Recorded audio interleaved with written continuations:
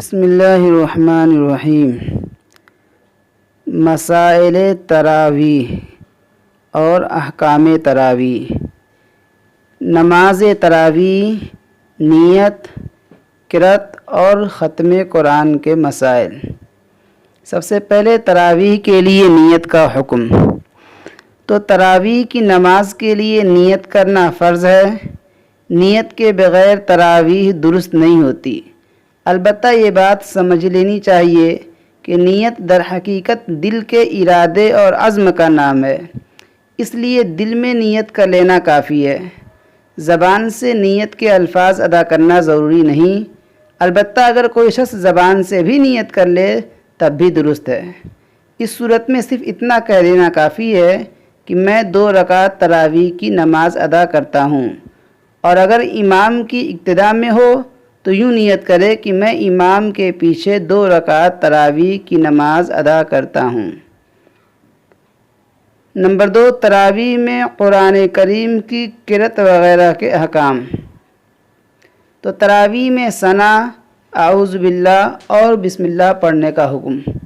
تراویح کی پہلی رکعت میں سورۃ فاتحہ سے پہلے ثنا، پھر تعوذ اور پھر بسم اللہ پڑھنا سنت ہے، جبکہ دوسری رکعت میں سورہ فاتحہ سے پہلے صرف بسم اللہ پڑھنا سنت ہے۔ البتہ مقتدی کے لیے حکم یہ ہے کہ وہ پہلی رکعت میں امام کی قرأت سے پہلے صرف ثنا پڑھے گا، جبکہ دوسری رکعت میں کچھ بھی نہیں پڑھے گا مقتدی۔ تراویح کے ختم قرآن سے بلند آواز سے بسم اللہ پڑھنے کا حکم۔ امام کے لیے تراویح پڑھاتے ہوئے پورے قرآن میں صرف ایک بار کسی بھی سورت کے شروع میں بلند آواز سے بسم اللہ پڑھنا ضروری ہے، اس لیے کہ یہ بھی قرآن کریم کی ایک آیت ہے، کیونکہ اگر امام نے ایک بار بھی بلند آواز سے بسم اللہ نہیں پڑھی تو مقتدی حضرات کے ختم قرآن میں ایک آیت کی کمی رہ جائے گی۔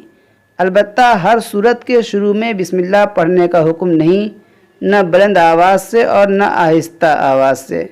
البتہ اگر کوئی پڑھنا چاہے تو وہ آواز سے نہ پڑھے بلکہ آہستہ پڑھ لیا کرے۔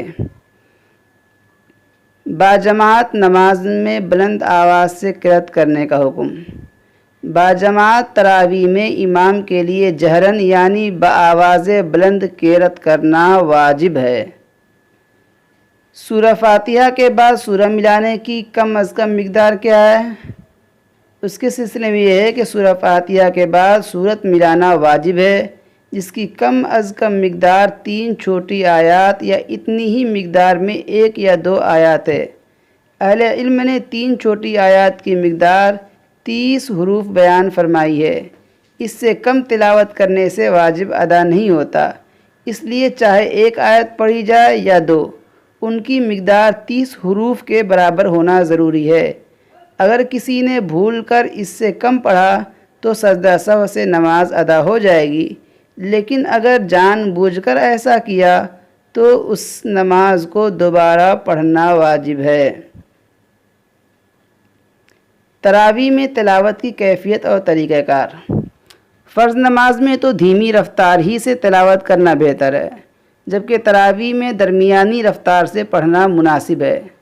البتہ کچھ تیز پڑھنا بھی جائز ہے، لیکن بہر صورت یہ لحاظ رہے کہ قرآن کریم تجوید کے موافق ہی تلاوت کیا جائے، اس لیے اس قدر تیز رفتاری سے پڑھنا کہ تجوید کے ضروری امور متاثر ہوں، قرآن کریم سمجھ نہ آئے، یا حروف و حرکات کٹتے چلے جائیں یا واضح نہ ہوں، اور مقتدی حضرات کو یعلمون تعلمون کے سوا کچھ سمجھ نہ آئے، یہ سب صورتیں ممنوع ہیں، منع ہیں، ناجائز ہیں۔ ان سے پرہیز کرنا ضروری ہے۔ مقصد تو اللہ ہی کی رضا حاصل کرنی ہے، اور اللہ کی رضا اس میں ہے کہ اخلاص کے ساتھ تجوید کے موافق قرآن کریم کی تلاوت کی جائے۔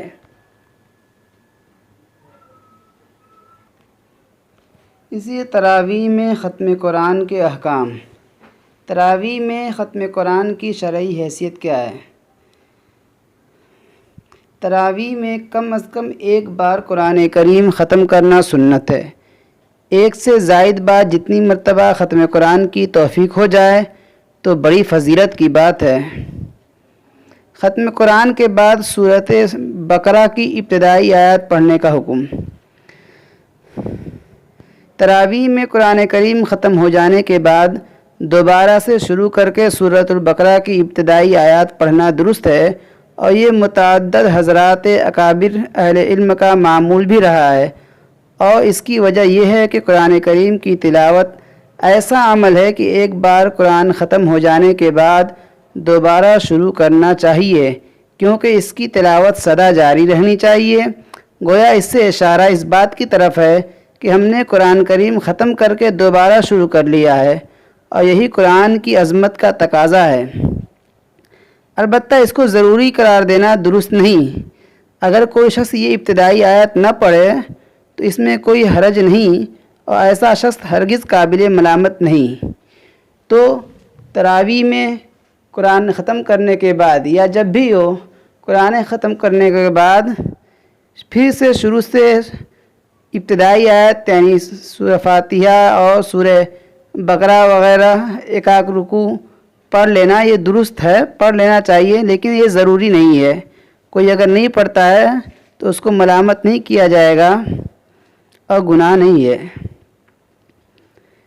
اچھا، اسی طرح تراویح میں ختم قرآن کے دوران اگر کوئی آیت چھوٹ جائے تو اس سے بعد کی کسی تراویح میں پڑھ لی جائے اس کو، جس کا طریقہ یہ ہے کہ پہلے یہ چھوٹ جانے والی آیت پڑھی جائے گی، پھر معمول کے مطابق تلاوت جاری رکھی جائے۔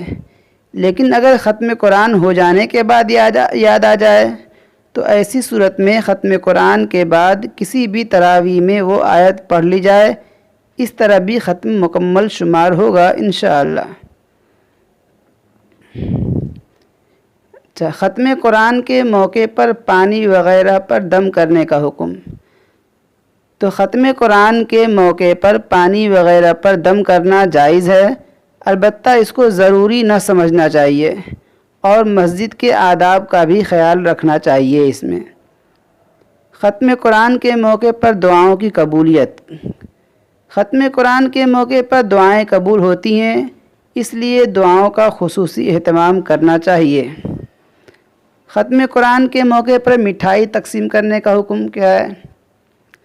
ختم قرآن کے موقع پر دلی خوشی کے ساتھ شرعی حدود کا خیال رکھتے ہوئے مٹھائی تقسیم کرنا جائز ہے، البتہ اس کو سنت یا ضروری نہ سمجھا جائے، اس کے لیے زبردستی چندہ نہ کیا جائے، اور مسجد کے آداب کا خصوصی خیال رکھا جائے۔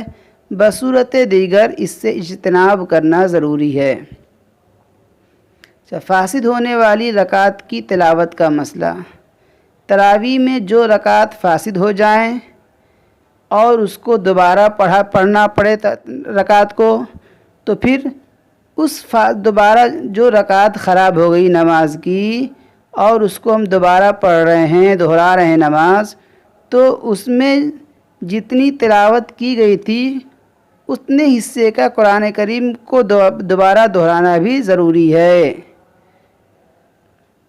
اسی طرح تراویح میں رکوع کا انتظار کرنے کا حکم کہ ایک شخص جماعت کے وقت بیٹھا رہتا ہے اور جب امام رکوع میں جانے لگتا ہے تو وہ جلدی سے نماز میں شامل ہو جاتا ہے، تو یہ بات ذہن میں رہے کہ اس شخص کا یہ عمل مکروہ ہے، اور ایسا شخص ختم قرآن کی دولت سے محروم ہے، اس لیے کہ قرآن کریم تراویح میں ختم قرآن کرنا اور سننا نماز میں سنت ہے، اور ہم نماز کی نیت نہیں باندھتے ہیں اور پیچھے امام کے رکوع میں جانے کا انتظار کرتے ہیں، تو اتنی دیر امام جتنی قرآن کی تلاوت کر رہا ہے اتنا اس کا چھوٹ گیا، نماز میں اس نے سنا نہیں، تو پھر اس نے اس سنت پر عمل نہیں کیا اور اس کا ختم قرآن نہیں مانا جائے گا، کیونکہ تراویح میں قرآن کریم ختم کرنے کا مطلب یہی ہے کہ قرآن کریم کی تراویح ہی میں پڑھا یا سننا جائے۔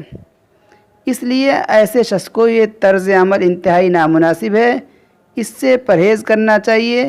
اگر کسی کو عذر ہو تو وہ بیٹھ کر تراویح پڑھ لے تاکہ ختم قرآن کی سنت اور ثواب سے محرومی نہ ہو، اور ویسے تو تراویح بلا عذر بھی بیٹھ کر پڑھنا جائز ہے، لیکن اس سے آدھا ثواب ملتا ہے۔